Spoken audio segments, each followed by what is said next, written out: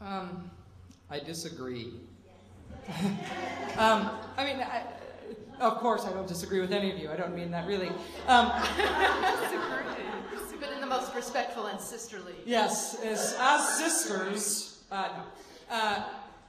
I don't really buy the left religious movement idea. We can make a lefty religious base the way they have a right religious base.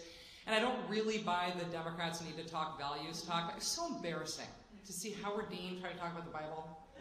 It's like, he gets up there and he's like, I found a lefty Bible story that I can tell and it'll just sound totally natural coming from me. I mean, he doesn't even look natural when he smiles.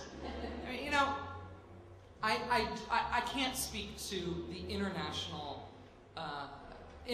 trends around the issue of fundamentalism and spirituality in public life. I can't speak to that.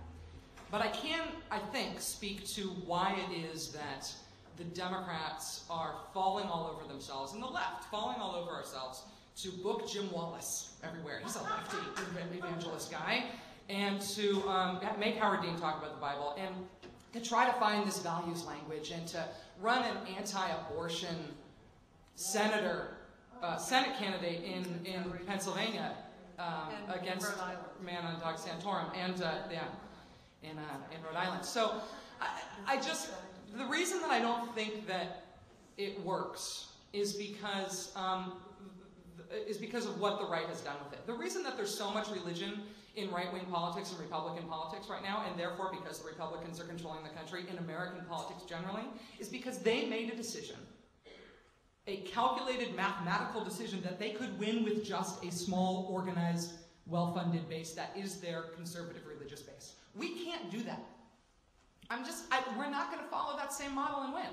There is never going to be, there isn't an organized part of the left like that the left can graft its politics onto. The unions aren't going to be it. The left-wing super churches aren't there. It's not going to happen. We're never going to have a manic, literally fanatical, left-wing organized base, that organized on their own, that we can graft our politics onto. And that's how Republican politics got religious. Right? And it's not going to happen on the left. It's just not. The thing that I think we can do is we can talk about what that albatross has done to them. That's not in the interests of Republicans, not in the interest of middle-class people, not even in the interest of the country, upper-class people and religious people and all the other people they think they've got in their pocket. They have not started screening cargo on American passenger planes. They have not protected the ports. They have not protected our nuclear facilities in this country. They have not protected the chemical facilities in this country. And I don't care who you are. That's scary. That's a cross. That's a values issue for me. That's my life. And they have engaged in a very impractical form of politics that's put them down a path where they're not meeting basic needs of Americans.